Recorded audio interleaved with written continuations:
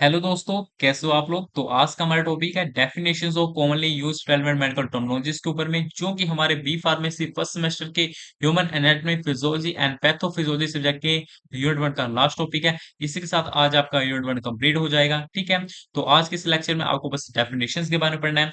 Don't worry, बहुत सारी definitions है आई नो, बट मैं आपको सभी एग्जांपल्स के थ्रू समझाने की कोशिश करूंगा। बहुत इजी एग्जांपल्स दूंगा आपको। ठीक है, हाँ थोड़ा सा लेक्चर लंबा हो सकता है, लेंथी हो सकता है, बट डोंट वरी। ठीक है, आप बस बने रहिए लास्ट तक वीडियो को। अगर थोड़ा भी अच्छा लगे तो लाइक शेयर सब्सक्राइब करना ना भूलें। ठीक है, तो पहले हम शुरू करते हैं हेल्थ से। हेल्थ क्या है? Health is a state of complete physical mental and social wellbeing and not mainly the absence of disease और इंफॉर्मिटी। हेल्थ को एब्सेंस आप हेल्थ को ऐसे समझिए, हेल्थ एक स्थिति है। ठीक है, हेल्थ के अंदर हमारे तीन कंपोनेंट्स आते हैं। ऐसे समझिए, जो हेल्थ है उसके तीन कंपोनेंट्स है। कौन कौन से? फिजिकल, मेंटल और सोशल। अब ये क्या है? देखो, कोई भी पर्सन फिजिकली फिट है, ठीक है, और वो मेंटली भी स्टेबल है, मतलब उसको कोई डिसीज, मेंटली मतलब उसको डिप्रेशन वगैरह नहीं है, स्ट्रेस नहीं है। ठीक है, वो उसको कोई मेंटली रिटार्डनेस वगैरह नहीं है। ठीक है, रिटार्डनेस समझ रहे हो उनकी, वो अपना उसका मतलब कि दिमागी तौर से भी सही है। ठीक है, और वो अपना सोशल लाइफ में भी खुश है। ठीक है, और लेजीनेस वगैरह नहीं है उसको, तो हम उस पर्सन को कह देंगे वो हेल्थी है। ठीक है, मतलब कि जो हेल्थ है वो तीन चीजों पर डिपेंड करती है, फिजिकल, मेंटल और सोशल वेलबींग। इन तीनों चीजों को स्टेबल होना जरूरी है। अगर वो फिजिकली फिट है बट वो मेंटली फिट नहीं है, मतलब कि उसको उसकी जो मतलब कह सकते हो आपके दिमागी दिमागी तौर पर उसको कोई बीमारी है, या फिर वो डिप्रेशन में है, या फिर स्ट्रेस है उसको, तो वो पर्सन हेल्थी नहीं है, क्योंकि वो फिजिकली तो फिट है बट वो मेंटली फिट नहीं है। ठीक है, और उसको सोशली भी खुश रहना चाहिए, मतलब खुश होना चाहिए। ठीक है, और यहाँ पे एक और बात बोली है, not merely the absence of disease और इन्फॉर्मिटी। मतलब जो हेल्थ है हम उसको ऐसे डिफाइन नहीं कर सकते कि इस पर्सन को डिसीज नहीं है तो वो हेल्थी है, नहीं। यहाँ पर लिखा हुआ है not merely the absence of disease, मतलब कि किसी डिसीज के ना होने से हम ऐसे नहीं कह सकते कि इस पर्सन को कोई डिसीज नहीं है तो वो फिट है, नहीं। अगर वो फिजिकली फिट है तो उसको मेंटली और सोशली फिट होना भी जरूरी है। ठीक है, तभी हम उस पर्सन को बोल पाएंगे कि वो हेल्थी है। ठीक है, अब इसके एक्सप्लेनेशन देख सकते हो। मैं सभी चीज़ें रीड करने लगूँ तो बहुत लेक्चर लंबा हो जाएगा। ठीक है, मैं आपको मेन-मेन समझा देता हूँ। आप एक बार रीड करोगे आपको खुद समझ आ जाएगा। बहुत ईज़ी वर्डिंग है। ठीक है, टेलीग्राम पे आपको इसके नोट्स मिल जाएँगे। जो लिंक है डिस्क्रिप्शन में है, आप जाके देख सकते हो। ठीक है, तो डिसीज़ क्या होता है? Disease is a abnormal condition that disturb the normal structure और फंक्शन ऑफ द बॉडी और एनी पार्ट ऑफ इट्स। ठीक है, मतलब कि जो डिसीज़ है वो हमारा एब्नॉर्मल कंडीशन है। आप छोड़ो इसको, आप ऐसे एग्जांपल समझो। देखो, आपका बॉडी है, आपका बॉडी का कोई नॉर्मल फंक्शन है और नॉर्मल स्ट्रक्चर भी है ना? आपको पता है, जैसे आप अपने आस-पास भाई-बहनों को देखो, उनका स्ट्रक्चर देखो, अपना स्ट्रक्चर देखो, ऑलमोस्ट सेम है। उनके भी 2 पैर हैं, आपके भी 2 पैर हैं, है ना? मैं ममेलियंस की बात कर रहा हूँ, ममेलियंस में भी होमो सेपियंस के बारे में बात कर रहा हूँ, ठीक है? हम ह्यूमन्स के बारे में, ठीक है? एनिमल्स का अलग है, जैसे लॉयंस हैं, लायंस वगैरह उनका अलग स्ट्रक्चर है, ठीक है? तो वैसे बात समझो, जो एक ह्यूमन्स है, उनका अलग स्ट्रक्चर है, ठीक है? मतलब सभी का ऑलमोस्ट सेम है ना? मतलब कि ऐसा तो नहीं है किसी का 1 पैर है, किसी का 3 पैर है, किसी के 4 पैर, ऐसा तो नहीं है ना? नहीं ना? तो देखो, हमारे बॉडी का एक नॉर्मल स्ट्रक्चर है और नॉर्मल फंक्शन है। जैसे सभी पर्सन के अंदर जो हार्ट है वो ब्लड ब्लड को पंप कर रहा है। ये तो नहीं ना किसी के जो कोई पर्सन ऐसा है जिसका हार्ट अपना समझ लो कि ब्लड को प्यूरिफाई कर रहा है, ऐसा तो नहीं है ना। जो हार्ट है वो ब्लड को पंप कर रहा है, जो किडनी है वो ब्लड को प्यूरिफाई कर रहा है, फिल्टर आउट कर रहा है। सभी का नॉर्मल फंक्शन है ना, मतलब कि सभी हमारी जितनी बॉडी है, जितने भी पर्सन की बॉडी है, उनका एक नॉर्मल फंक्शन है और नॉर्मल स्ट्रक्चर है। ठीक है, तब मतलब कि जब यही नॉर्मल स्ट्रक्चर नॉर्मल फंक्शन इधर उधर हो जाए, मतलब डिस्टर्ब हो जाए किसी चीज के आने से, तो हम उसको बोल देते हैं डिसीज। और भाई किसी चीज के आने से मतलब देखो, अगर समझो आपका किडनी है, आपका किडनी क्या करता है? ब्लड को फिल्टर करता है, आपको पता ही होगा। 180 लीटर अपना अप्रोक्स 1 मिनट में वो फिल्टर करता है आपका किडनी ब्लड को। ठीक है, जो उसके टॉक्सिन्स वगैरह होता है उसको यूरिन के थ्रू बाहर निकालता है, मतलब एक्सक्रीट आउट करता है। ठीक है, देखो, अगर वैसे आपको मैं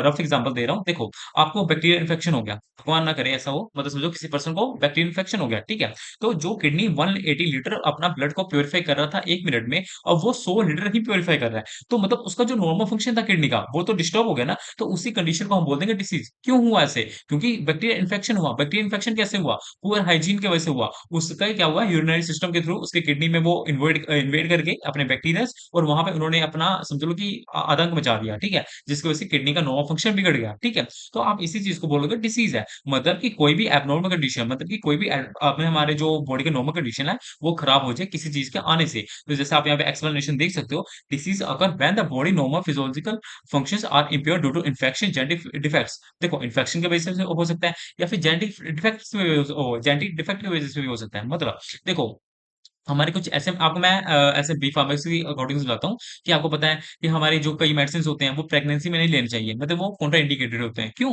क्योंकि जैसे आप समझो एग्ज़ाम्पल समझो टेट्रासाइक्लिन इसको प्रेगनेंसी में नहीं लेना चाहिए। क्यों? क्योंकि ये जो आपका फीटस होता है ना, आपको पता है जो बेबी वॉर्म के अंदर होता है तो हम उसको फीटस से डिनोट करते हैं, है ना? तो देखो जो हम टेट्रासाइक्लिन लेते हैं ना, वो अपना बहुत लिपोफिलिक इन नेचर होता है। लिपोफिलिक मतलब कि वो बहुत ईज़िली अपना कोई भी प्लाज़्मा मेम्ब्रेन कोई भी मेम्ब्रेन उसको क्रॉस कर जाता है। तो क्या होता है कि वो प्लेसेंटा को क्रॉस कर जाता है और बेबी तक पहुँच जाता है और वहाँ पे वो डिस्टर्बेंस क्रिएट कर देता है। जिसकी वजह से जो बेबी के जो अपना कह सकते हो जो उसकी डेवलपमेंट है, उसकी वो इम्पेयर डेवलपमेंट होती है उनकी मतलब कि वो डेवलपमेंट अच्छे से नहीं होने देती। मतलब कि ऐसा समझो कि मेबी उसका कुछ मतलब कि हैंडीकैप हो सकता है या फिर वो मेंटली रिटार्डनेस हो सकता है। मतलब कुछ भी उसको डिस्टर्बेंस क्रिएट कर देगा उसकी नॉर्मल डेवलपमेंट में, ठीक है? तो ऐसे अपने जेनेटिक इफेक्ट्स भी हो सकते हैं। अब जेनेटिक इफेक्ट आपको मैंने जैसे मेडिसिन के बताया है, कई हमारे रेस भी होते हैं। जैसे आपको पता है कि कई प्रेगनेंसी जो होते हैं, तो उनको कहते हैं कि ज़्यादा आप रेस वगैरह में नहीं रहो, उनके ज़्यादा एक्स-रे वगैरह नहीं किए जाते हैं, है ना? बहुत कम किए जाते हैं और बहुत कम ना अपने कह सकते हैं रेंज से मतलब कि जो अपने जो रेज़ होते हैं, वो बहुत कम यूज़ किए जाते हैं, ठीक है? मतलब इतने स्ट्रॉन्ग रेज़ नहीं यूज़ किए जाते हैं, ठीक है? तो हमारे कुछ जेनेटिक डिफेक्ट्स की वजह से होते हैं, न्यूट्रिशन डेफिशिएंसी की वजह से होते हैं। अब न्यूट्रिशन डेफिशिएंसी की वजह से कैसे हो सकते हैं? देखो, अगर आप विटामिन बी12 ना लो, तो आपके जो सोल है, आपके फुट का सोल है, वो पेन होने लग पड़ेगा। कभी आप नोटिस करना, कभी डायबिटीज़ पेशेंट से पूछना कि उसका सोल दर्द होता है कि नहीं होता है? उसको दर्द होगा, अगर वो 5 साल पुराना डायबिटीज़ होगा। क्यों? क्योंकि उसमें विटामिन बी12 की डेफिशिएंसी होने लगती है, ठीक है? कुछ एनवायरमेंटल फैक्टर्स हो सकते हैं, जैसे एनवायरमेंटल फैक्टर्स में समझो कि आपने कोई अपना हेवी मेटल ले लिया। हेवी मेटल पता है आपको हेवी मेटल हमारे अपने बॉर्डर वगैरह में आपने कोई समझ लो कि कोई डैम वगैरह से कोई लेक से वाटर पिया उसमें हेवी मेटल्स की मतलब हेवी मेटल्स उसमें प्रेजेंट थे, जो आपके बॉडी में गए उन्होंने टॉक्सिसिटी कर दी। ठीक है? मतलब कुछ भी हो सकता है भाई, ठीक है? अब साइन क्या होता है?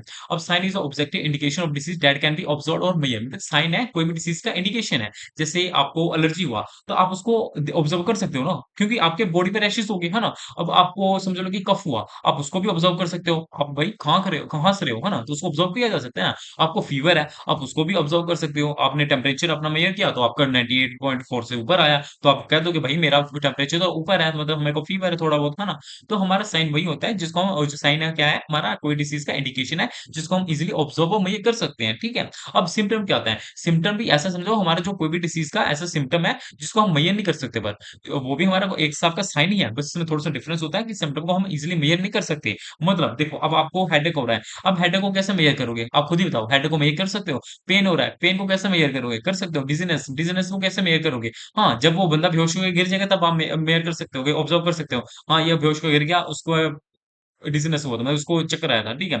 नोज़िया, अब भाई किसी को उल्टी आ रही है, अब कैसे करोगे? कैसे पता करोगे? नहीं पता कर सकते ना। कैसे पता करोगे? जब वो उल्टी कर देगा तब पता करोगे, है ना? तो हमारे कुछ ऐसे सिम्पटम्स होते हैं, सिम्पटम्स मतलब ऐसी चीज़ें हैं जिसको हम ऑब्ज़र्व नहीं कर सकते, जल्दी ऑब्ज़र्व नहीं कर सकते, मेजर नहीं कर सकते, ठीक है? बट ये भी हमारे डिसीज़ के सिग्नल्स ही होते हैं, ठीक है? उसके बाद है एटियोलॉजी। एटियोलॉजी क्या होता है? Aetiology is the study of cause और ओरिजिन ऑफ डिसीज़ मतलब कोई डिसीज़ हुआ है, उसका ओरिजिन क्या है? उसका कारण क्या है? मतलब वो कैसे शुरू हुआ?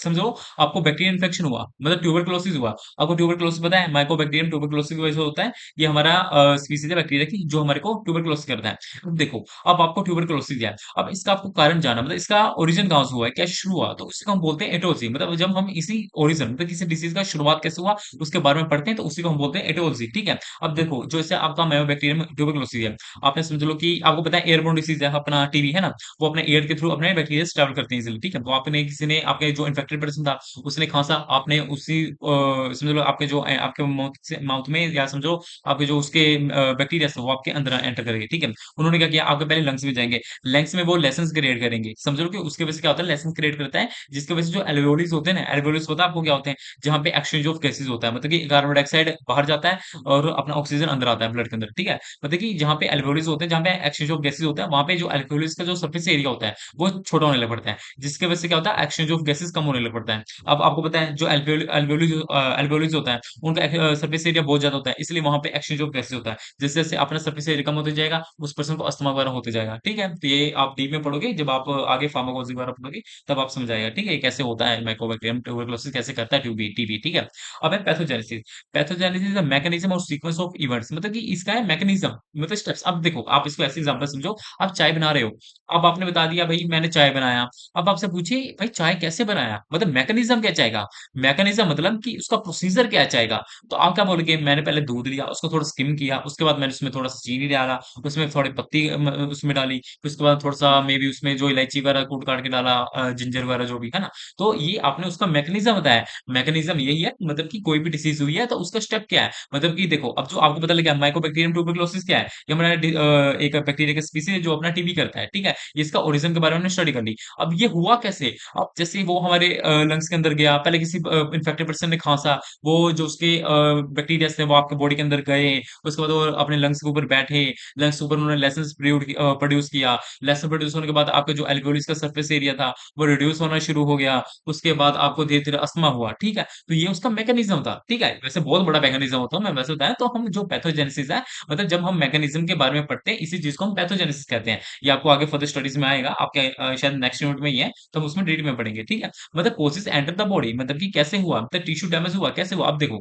टिश्यू डैमेज समझो कि जैसे आपको पता है जो हमारे आपको कहीं पे सुना होगा हार्ट अटैक आ गया। क्यों हार्ट अटैक हो गया? क्योंकि जो कार्डियक मसल्स है वो वीक होने लग पड़े। अब इसका कारण क्या? कार्डियक मसल वीक क्यों हुए? देखो, आपने कैल्शियम की कमी ली, कैल्शियम की कमी से भी आपको पता है हमारे जो कॉन्ट्रैक्शन होते हैं हमारे मसल्स में, वो कैल्शियम का भी उसमें रोल होता है थोड़ा बहुत। अगर कैल्शियम की बहुत ज़्यादा डेफिशिएंसी हो जाएगी, तो आपके मसल्स कॉन्ट्रैक्ट करना बंद हो जाएँगे, ठीक है? तो ये सब जो पैथोजेनेसिस मतलब उसका कारण है, मतलब कि कारण कह सकते हो उसका मैकेनिज़्म कि कैसे हुआ, ठीक है? स्टेप्स आप समझ लो, स्टेप्स क्या है, ठीक है? अब डायग्नोसिस क्या है? Diagnosis is the process of identify disease. Diagnosis तो आपको समझ आ ही रहा होगा ना कि किसी डिसीज़ को कैसे पता करना है, इस चीज़ को हम डायग्नोज़ करते हैं। वही जैसे किसी को पर्सन को फ्रैक्चर है, तो कैसे डायग्नोज़ करेंगे? एक्स-रे के ठीक है? किसी पर्सन को समझ लो कि लीवर में प्रॉब्लम है, तो समझो कि लीवर छोड़ो कोई स्टमक में प्रॉब्लम है या फिर लीवर में, तो हम मोस्टली अपने क्या करते हैं, अपने अल्ट्रासाउंड वगैरह कर लेते हैं या फिर किसी पर्सन को आपको पता है जो टीबी होता है, उसके लिए हम अपना लंग्स का एक्स-रे करते हैं। ठीक है? याद रखिएगा जो टीबी है उसमें एक्स-रे करते हैं, ठीक है? अगर किसी को ब्लड टेस्ट करवाना है, मतलब कोई ब्लड में उसका आरबीसी का कितना अमाउंट है, डब्ल्यूबीसी का कितना अमाउंट है,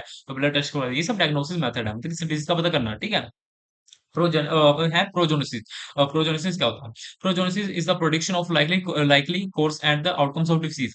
मतलब कि समझो कि कोई डिसीज़ का फ्यूचर क्या है भाई? जैसे आपका फ्यूचर क्या है? इसी को हम बोल देंगे प्रोजेनेसिस क्या है? और जैसे इस डिसीज़ का फ्यूचर क्या है? मतलब क्या है देखो, अगर किसी पर्सन को डायग्नोस हुआ है कि इसको अपना कैंसर है, ऐसे भगवान किसी को नहीं करे, किसी पर्सन को कैंसर है, ठीक है?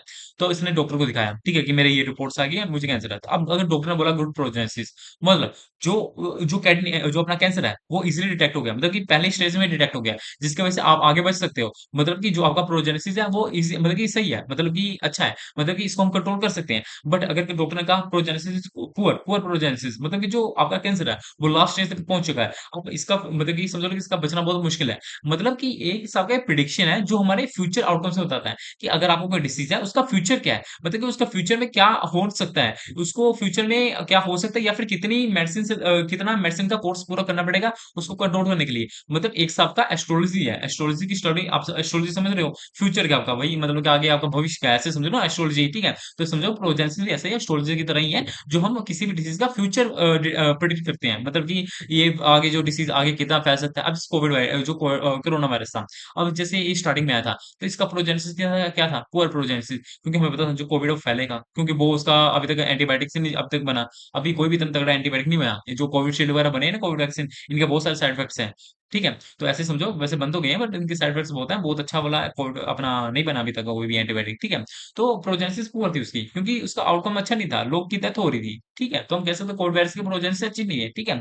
अब एक्यूट डिसीज़ क्या होता है? Acute disease develop suddenly and last for short period. जो मतलब कि जो एक्यूट डिसीज़ वो होती हैं, जो जल्दी हो जाती हैं और बहुत छोटे समय तक होती हैं। मतलब बहुत लंबे समय तक नहीं चलती। जैसे कॉमन कोल्ड है। अब आपको पता लगता है कब कॉमन कोल्ड हो गया? एकदम से कॉमन कोल्ड हो गया। अब देखोगे 2-3 दिन बाद सही भी हो गया। ठीक है? मतलब बहुत छोटे समय तक रहती है और एकदम से होती है। मतलब इसका ये नहीं है कि बहुत लंबे समय तक रहेगी और ये भी नहीं है कि ये अपने एकदम से नहीं होगा, ये अपना धीरे-धीरे होगा, ऐसा नहीं होता। ये सडनली हो जाएगा और छोटे पीरियड तक ही रहेगा। ठीक है?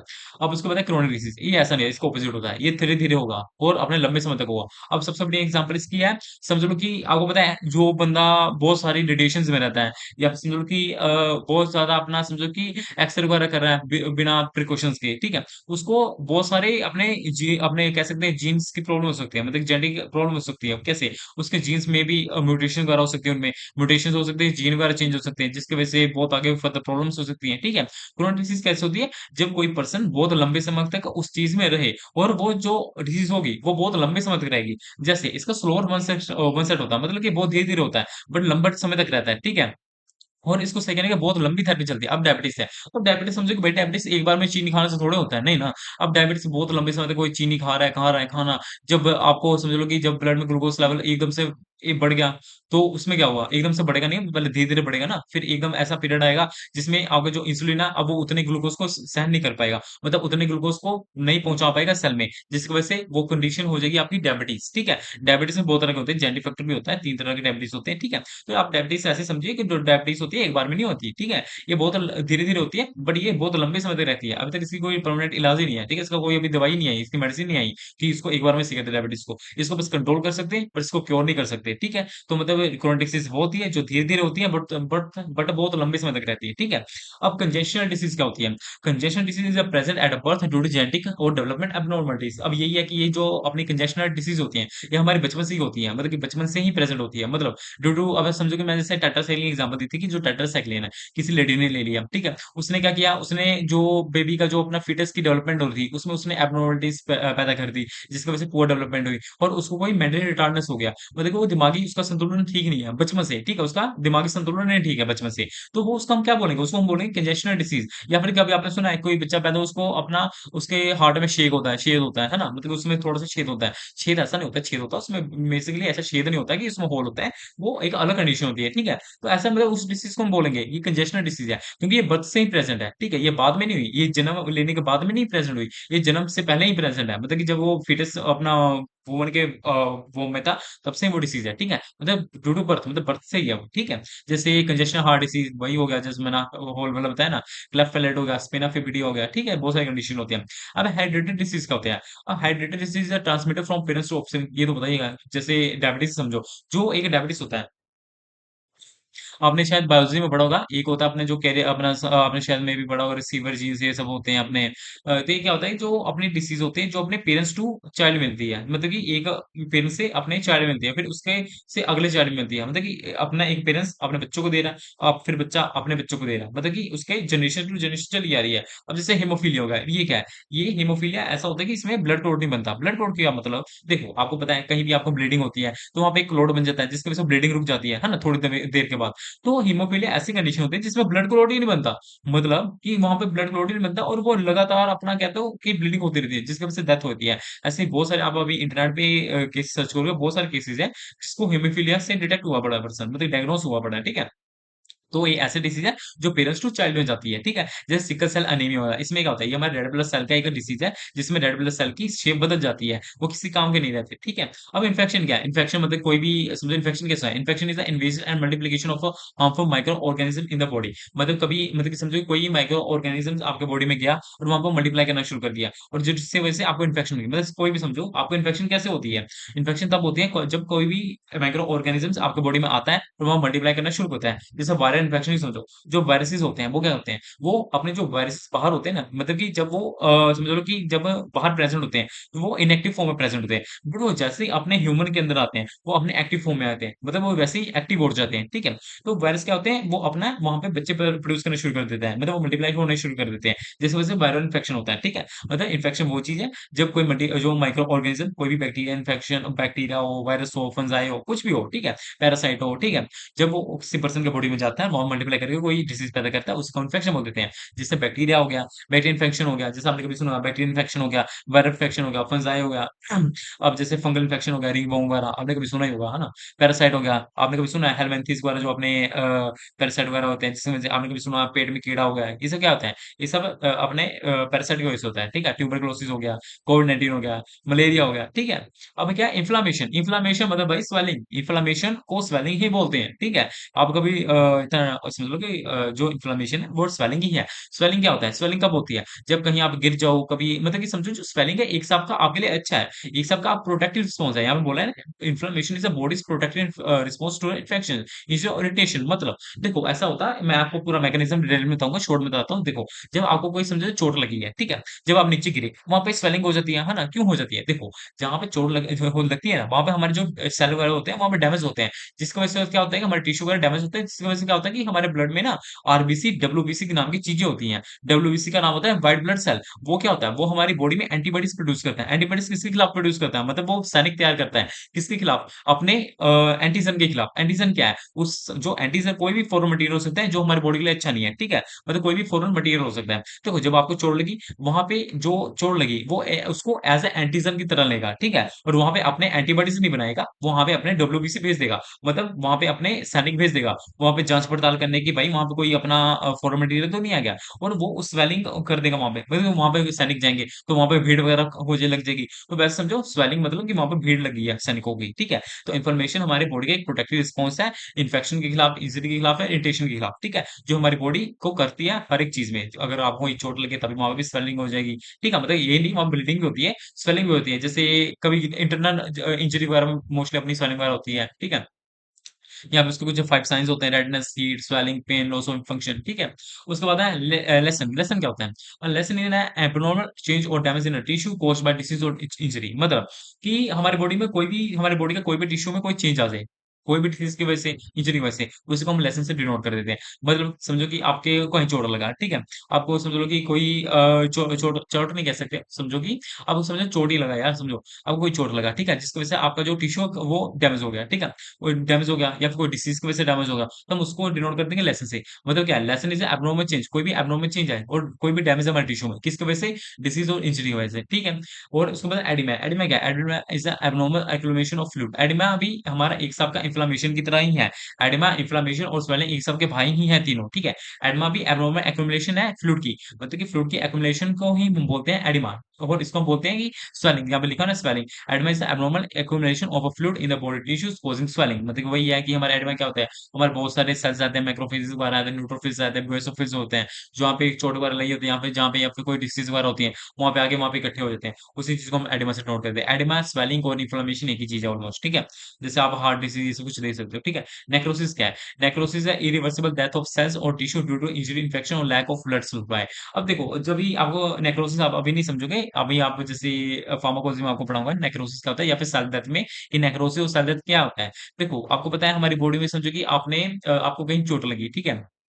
वहां पे कहीं चोट लगी तो वहां पे जो टिश्यू होते हैं वो भी डैमेज होते हैं, सेल भी डैमेज होते हैं। देखो सेल दो तरह से डैमेज होते हैं, एक होता है इरिवर्सिबल डैमेज, एक होता है रिवर्सिबल डैमेज। रिवर्सिबल डैमेज मतलब होता है कि वो जो सेल वो अपने आप के खड़े उठ के, मतलब कि समझो कि जो इरिवर्सिबल डैमेज मतलब कि घायल ऐसा नहीं, मतलब वो फिर से ठीक होके खड़ा हो जाएगा लड़ने के लिए। बट इरिवर्सिबल डैमेज ऐसा होता है कि मतलब पर्सन ही मर गया है, मतलब कि सैनिक मर गया है, अब वो खड़ा नहीं हो सकता। तो इरिवर्सिबल डैमेज की वजह से नेक्रोसिस होता है। नेक्रोसिस मतलब क्या होता है? डेथ है। मैं यहाँ पे जैसे बोला हुआ डेफिनेशन में, necrosis is the irreversible death of cell. मतलब इरिवर्सिबल डेथ है, मतलब कि अब ये पर्सन फिर से रिवाइव नहीं हो सकता, मतलब इरिवर्सिबल है, ये फिर से रिवाइव नहीं हो सकता है, मतलब सेल्स की डेथ है जो कि फिर से रिवाइव नहीं हो सकता। या फिर टिश्यूज की, आपको पता है सेल से टिश्यू बनती है, मतलब दोनों एक ही चीज है। सेल ही कंबाइन होकर टिश्यू बनाते हैं, मैंने टिश्यू में समझाया हुआ है, सेल में टिश्यू समझाया हुआ है, आप देख सकते हो वीडियो, ठीक है? ड्यू टू इंजरी, कोई भी इंजरी की वजह से हो सकता है, इन्फेक्शन की वजह से हो सकता है, और लैक ऑफ ब्लड सप्लाई। आपको पता है हमारे ब्लड सप्लाई कितना इंपॉर्टेंट होता है हमारी बॉडी के लिए, क्योंकि ब्लड क्या कैरी करता है? ब्लड ऑक्सीजन कैरी करता है, और ऑक्सीजन हमारे सभी टिश्यू को लिए चाहिए होता है, हमारे सभी ऑर्गन्स को अपना ऑक्सीजन चाहिए अपने फंक्शन परफॉर्म करने के लिए, ठीक है? तो वो हमारे कुछ यहाँ पे कोजेस देख सकते हो, ट्रोमा की वजह से होता है, बॉन्स की वजह से होता है, ठीक है? नेक्रोसिस पता लग गया, इरिवर्सिबल डेथ ऑफ सेल, मतलब कि अब सेल दोबारा खड़े नहीं हो पाएंगे, ठीक है? क्योंकि वो परमानेंट के लिए मर गए हैं, ठीक है? एट्रोपी क्या होता है? Atrophy is decrease in the size and function of cells. मतलब कि atrophy is decrease in the size and function of cell, मतलब जब सेल के जो फंक्शन है वो अपने कम हो जाते हैं, और जो या फिर सेल के जो फंक्शन है, समझ लो कि जो सेल के फंक्शन है 100% ये अपना फंक्शन करता है, अब वो 60% ही फंक्शन कर रहा है, ठीक है? और जो सेल का साइज था वो भी रिड्यूस हो गया है, तो हम उसी कंडीशन को बोलते हैं एट्रोपी। मतलब एट्रोपी एक ऐसी कंडीशन है जिसमें सेल का फंक्शन और साइज रिड्यूस होता है, ठीक है? एजिंग, या फिर एजिंग मतलब जब आपने देखा कभी एक हेल्दी पर्सन होता है वो कितना मोटा चौड़ा होता है ना, एजिंग में क्या होता है? वो थोड़ा अपना सुखड़ा सा हो जाता है ना, थोड़ा पतला हो जाता है, तो उसको हम एजिंग कहते हैं। या फिर लैक ऑफ यूज, आप कभी ध्यान से देखना, अब कोई ऑर्गन अपना, मतलब कि समझ लो कि आपने कभी ऋषि मुनियों को देखा होगा, जैसे कभी आपने कभी देखा है हाथ खड़े करके, कई हमारे साधु वगैरह होते हैं वो तपस्या कर रहे होते हैं, एक दो बाबा है हमारे, है ना, उनका हाथ एक बहुत पतला हो गया है, क्योंकि उन्होंने उस चीज का यूज ही नहीं किया, मतलब उन्होंने लंबे समय तक उस हैंड को यूज नहीं किया। कभी आप कोई चीज को लंबे समय तक यूज नहीं करोगे तो वो अपना पतला हो जाता है, ठीक है? मतलब कि उसमें सेल के साइज डिक्रीज होता है और फंक्शन में डिक्रीज होता है। या फिर माल न्यूट्रिशन, मतलब जब हमारी बॉडी को पूरा न्यूट्रिशन ना मिल पाए, तभी न्यूट्रिशन ना मिले हमारी बॉडी को पूरा, तभी हमारे हाइपरट्रोफी हो सकता है, ठीक है? हाइपरट्रोफी इसका ऑपोजिट होता है, इसमें सेल का साइज़ बढ़ जाता है, उसका फंक्शन भी बढ़ जाता है, ठीक है? अब हाइपरप्लेसिया क्या होता है? हाइपरप्लेसिया होता है अपना इस जगह increase in the number of cells in tissue और ऑर्गन्स, मतलब जब हमारे सेल्स के नंबर बढ़ जाएँ, मतलब सेल्स समझो 204, 408 हो गए, इसी कंडीशन को हाइपरप्लेसिया कहते हैं। मतलब 204, 408 ये क्या हो रहा है? सेल्स के नंबर ही बढ़ रहे हैं ना, सेल्स के नंबर बढ़ेंगे, टिश्यू का साइज़ बढ़ेगा, टिश्यू का साइज़ बढ़ेगा, ऑर्गन का साइज़ बढ़ेगा। जैसे एग्ज़ाम्पल समझो कैंसर, कैंसर में क्या होता है भाई? कैंसर में अपना हाइपरप्लेसिया ही होता है। क्यों? भाई देखो कैंसर क्या है?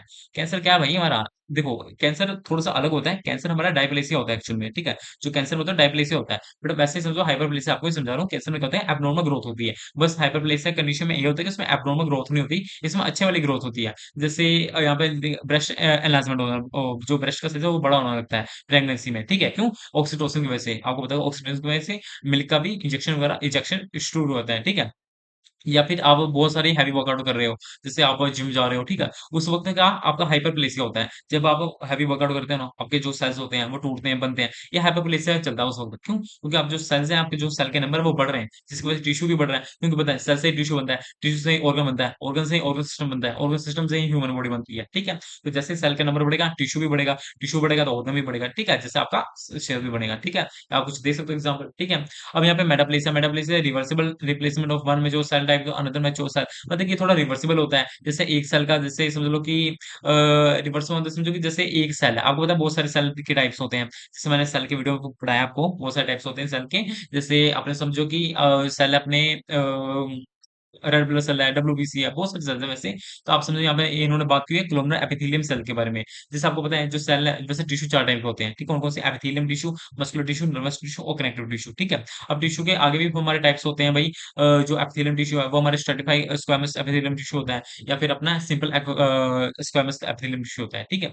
तो इसके भी बहुत सारे आगे टाइप होते हैं, कोलुमिनर होते हैं, ठीक है? आगे भी बहुत सारे टाइप होते हैं, उतना डिटेल में नहीं जाऊँगा, वो टिश्यू में आप जाके देख सकते हो, ठीक है? तो ऐसा होता है कि समझो जब हमारा कोई एक सेल है, जैसे समझो कि एक सेल है, बहरूपिया बन गया, मतलब कि एक बहरूपिया सेल है, मतलब कि एक सेल जब दूसरे चीज़ में कन्वर्ट हो जाए, मतलब समझो कि जैसे पानी है, सबसे बड़ा एग्ज़ाम्पल समझो पानी है। आप पानी को भाई फ्रिज में रखो, वो बर्फ बन जाता है ना, और जब आप बर्फ को बाहर निकालो, तो फिर पानी बन जाता है। ये हमारा मेटाप्लेसिक कंडीशन है, मतलब जब हमारा एक सेल मतलब एक सेल दूसरे सेल में कन्वर्ट हो जाता है, फिर वो दूसरा सेल अपना पहले सेल में कन्वर्ट हो सकता है, ठीक है? मतलब रिवर्सिबल रिप्लेसमेंट है, मतलब कि एक सेल दूसरे में बदल सकता है, दूसरा सेल फिर से अपना पहले में बदल सकता है। मतलब कि पानी को फ्रिज में रखो, बर्फ बन गया, बर्फ को बाहर निकालो, पानी बन गया, ठीक है? और डायप्लेसिया क्या है? डायप्लेसिया, हाइपरप्लेसिया एक ही कंडीशन है, बस इसमें थोड़ा-सा चेंज है कि डायप्लेसिया में एब्नॉर्मल ग्रोथ होती है, जैसे कैंसर वगैरह में होता है। एब्नॉर्मल ग्रोथ होती है, मतलब वो सेल हमारे किसी काम के नहीं होते, वो सुबह टॉक्सिसिटी पर मतलब बल्कि हमारे टॉक्सिसिटी प्रोड्यूस करते हैं, ठीक है? एब्नॉर्मल ग्रोथ को हम बोल देते हैं मतलब कि कोई सेल्स के मल्टीप्लाई हो रहे हैं नंबर, मतलब सेल्स बढ़ रहे हैं, बट एब्नॉर्मल ग्रोथ हो रही है उनकी, मतलब कि वो अच्छी ग्रोथ नहीं है हमारे लिए, ठीक है? एब्नॉर्मल ग्रोथ है, ठीक है? उसकी नॉर्मल ग्रोथ नहीं है, तो हम उसको बोल देते हैं डायप्लेसिया, ठीक है? एनाटॉमी क्या होता है? एनाटॉमी हमारी एक साइंस का ब्रांच है जिसके ऊपर जिसके अंदर हम पूरे बॉडी के स्ट्रक्चर्स के बारे में पढ़ते हैं और हर एक बॉडी के वो पार्ट्स के बारे में पढ़ते हैं कि हर एक बॉडी का पार्ट्स का क्या फंक्शन है। फंक्शन नहीं बेसिकली पढ़ते हैं, फंक्शन हम फिजियोलॉजी में पढ़ते हैं, ठीक है? एनाटॉमी में बस हम यही पढ़ते हैं कि क्या बॉडी का स्ट्रक्चर है, उसके क्या-क्या आगे कंपोनेंट्स हैं, क्या-क्या उसके पार्ट्स हैं, ठीक है? उसके बारे में हम उसके रिलेशंस पढ़ते हैं कि जैसे आपको पता है हमारा एक ह्यूमन है, अब ह्यूमन की बॉडी के स्ट्रक्चर के बारे में पढ़ेंगे तो हम उसको एनाटॉमी बोलते हैं। जैसे एक ह्यूमन के अंदर अंदर अपने 206 बोन्स होते हैं, ठीक है? उसके बाद भी हमारे कुछ बोन्स हमारे ब्रेन्स में होते हैं, ब्रेन मतलब स्कल बोन्स होते हैं, हमारे अपने जॉ बोन्स होते हैं, अपने रिब्स होते हैं, ठीक है? ये सब के बारे में पढ़ना हम एनाटॉमी बोलते हैं। मतलब एनाटॉमी एक हमारे साइंस का ब्रांच है, जिसके अंदर हम ह्यूमन के पूरे बॉडी के स्ट्रक्चर के बारे में पढ़ते हैं, ठीक है?